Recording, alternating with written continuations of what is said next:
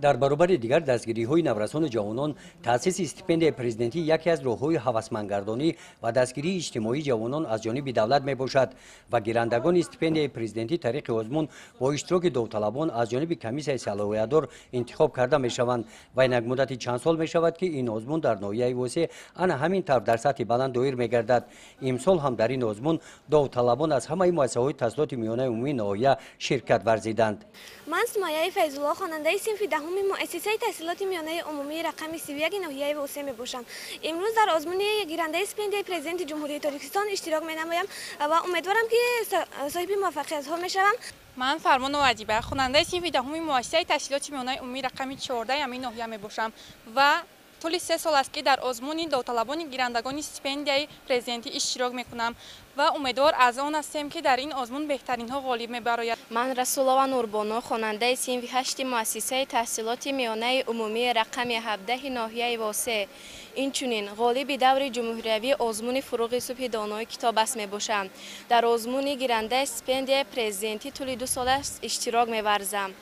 من مینداری خود را به فرزانه فرزند خلق تاجیک پیشوای ملت محترم جناب عالی امام علی رحمان میرسانم که بهر ما جوانان نورسان چنین آزمون ها را برگزار نموده و شوق ما جوانان و نورسان را باز هم به کتابخوانی زیاد میگرداند.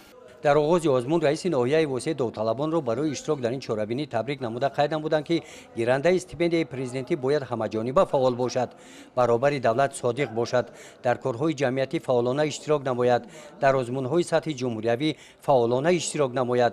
در جنبش به همه داوطلبان موفقیت آرزو کردند. آزمونی که امروز گذشت شفافیت اون رو ما بر اعلی حس میکنیم. همچون پدر خواننده من در اینجا حضور دارم، دیدم که چقدر طرز گذشتنش به نهایت خوب گذشت. از معلمای کسبی که در اونجا مثلا همین چی رو انتخاب کرده شدن به نهایت با طرز شفاف با طرز درست همه کاری که در اون میگذشت من خوب میگذشت. برای همین با چشم دیدیم.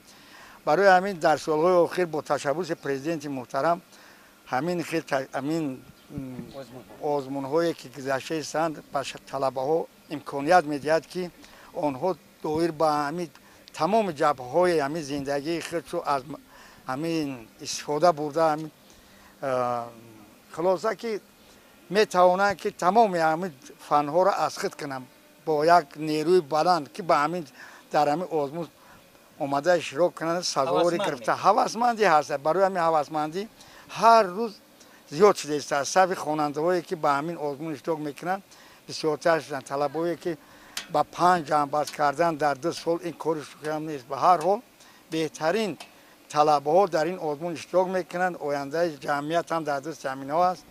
در آزمون گیرندگان استیپندیای پرزیدنتی در ناحیه واسع نماینده ریاست کار با جوانان و ورزش ولایت ختلان اشتراک نمودند. آزمون در 3 دور دیکتانت، سوال جواب‌ها، طریق تستی و شفاهی دایر گردید. گزارش خواجه نظریف خدای نظر ظهوروف از ناحیه واسع برای برنامه اطلاعاتی نوید.